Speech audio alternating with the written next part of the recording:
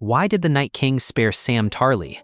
There's one moment in Game of Thrones that still doesn't make sense. Sam is completely alone. He's terrified. He isn't fighting back. He isn't even trying to run. A White Walker turns and looks directly toward him, and then keeps walking. Seconds later, an entire army of the dead marches right past him as if he doesn't exist. How is that possible? This is the same army that slaughtered entire villages beyond the wall. They killed children. They raised every corpse they could find. They never showed mercy to anyone. So why Sam? Was it just luck? Did the White Walker somehow not see him? Or was Sam never supposed to die there in the first place? Because once you start following the evidence instead of the assumptions, that scene stops looking like a mistake and starts looking completely intentional. Start with the easiest possible answer because it might genuinely be the right one.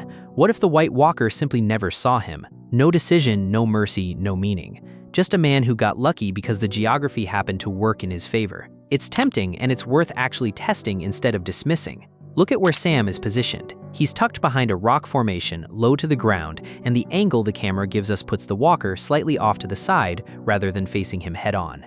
Maybe that's the whole answer. Maybe this is just two shots edited together to look more dramatic than what actually happened between them. The same way a horror movie convinces you a killer is closer than they really are. So pause there for a second, because that's a real possibility, except go back and watch what the camera actually does with that walker. It doesn't cut away quickly. His head turns. It stops. It holds, facing directly toward the rock, for long enough that it can't just be incidental blocking. If this were purely about geometry, about him genuinely being out of sight, there'd be no reason to give us a lingering shot of the walker looking exactly where Sam is hiding. A miss doesn't need a close-up of the miss, so he wasn't seen, doesn't survive contact with the footage. He was seen, which means we're stuck with something much stranger. Noticing him wasn't the same as killing him. Alright, so if it's not about detection, maybe it's about relevance.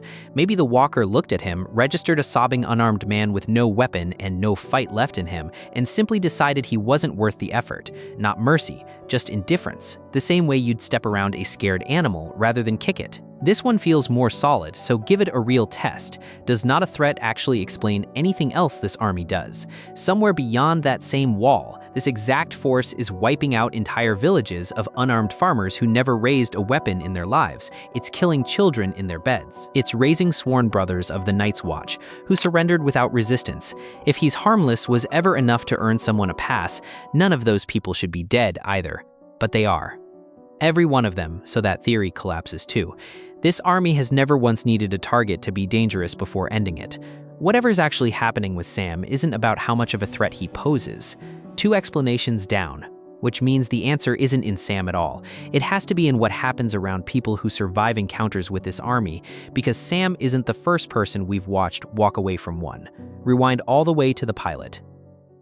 3 Rangers cross north of the wall and run straight into this same force. 2 die on the spot. The third, a man named Will, runs instead of fighting, exactly like Sam does years later. And somehow, he survives long enough to be captured south of the wall and executed by Ned Stark, but only after he describes exactly what he saw out there. Sit with that for a second. Out of every person this army has ever killed across an entire continent, the show has only ever let us see 2 people survive contact with it. 2, and both of them share the exact same 2 traits. Both are unarmed and paralyzed with fear instead of fighting back, and both live long enough to tell somebody else what they witnessed. At what point does that stop looking like luck? Because if it's just chance, it's an oddly specific kind of chance to happen twice in a show that rarely wastes screen time on coincidence. So test the opposite. What would actually be different if this army left 0 survivors, ever in every single encounter? Walk it through. If nobody escapes to tell the story, nobody at the wall hears a warning, no search parties get sent north, nobody prepares because as far as the living know, nothing happened out there at all. An entire village could vanish and it would just look like they moved on, or died of cold, or fell to wildlings.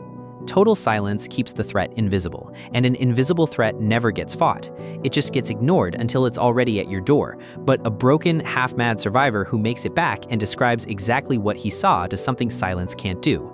He doesn't just inform people, he terrifies them into action. And that's where this gets uncomfortable, because fear doesn't make people hide forever. It makes them mobilize. It sends rangers north to investigate. It eventually sends an entire army to Hardhome to try to fight back. And every person who marches north to confront this threat is one more body this same army can kill and raise the moment they lose. So here's a question worth actually sitting with. If this theory is right and creating panic is the goal, why doesn't the Night King hunt down every last person fleeing Hardhome? That's thousands of terrified wildlings and Night's Watchmen running for boats completely exposed. Easy kills. If total annihilation were the priority, that's the moment to do it. Except he doesn't. He lets the panic spread. He lets survivors scramble onto ships and carry the story south. The same story Will carried, the same story Sam will eventually carry. And once you notice that pattern repeating a third time at a completely different point in the show, on a completely different scale, it stops looking like restraint or mercy. It starts looking like the same tactic executed twice, once with a single man behind a rock, and once with an entire settlement's population. Now here's the objection that should immediately come to mind, because it's a fair one. If the Night King deliberately lets witnesses survive to spread fear, why does a wight nearly kill Sam in the very next episode? Doesn't that wreck the whole theory? It doesn't, but only because of something the show is careful to keep separate. The thing attacking Sam later isn't a White Walker making a choice. It's a wight, and wights don't choose anything. They don't pause, they don't evaluate. They don't decide whether someone's worth killing. They're corpses that lunge at warm blood automatically, with nothing behind the decision at all. The moment that spared Sam came from an intelligent White Walker, capable of stopping, assessing, and choosing not to act. A wight was never built with that capacity in the first place, so that near-death scene doesn't undercut the theory. It actually draws the line the theory depends on. It shows exactly what an attack looks like with zero intelligence behind it, which makes the earlier moment, the pause, the turn, the walking away, look even less like an accident. So put every piece of this together, because that's the only way the answer actually holds. Will survives, and he only survives long enough to talk. Sam survives the exact same way, unarmed, terrified, spared by an intelligent White Walker rather than a mindless wight. Hardhome survives on a massive scale, thousands of people let loose to flee instead of being hunted down. Every single one of those survivals shares the same outcome. Somebody lives to tell the story, and the story is what actually spreads. That story is what pulls Jon Snow north. It's what eventually pulls Daenerys and her armies into this war. And every soldier who marches north because of what a witness described becomes, the moment they fall in battle, another body added to the very army they marched out to stop. That's the answer. The Night King spared Sam because a terrified witness was worth more to him than another corpse. A dead man in the snow tells the living nothing. A broken, sobbing survivor who makes it back to the wall spreads a story that fear turns into mobilization, and mobilization turns into armies marching north, and every one of those armies eventually becomes fuel for the very war it was raised to fight. Sam wasn't spared out of mercy, and he wasn't overlooked by accident. He was let go because keeping him alive did more damage to the living than killing him ever could have. If you made it this far, thank you genuinely.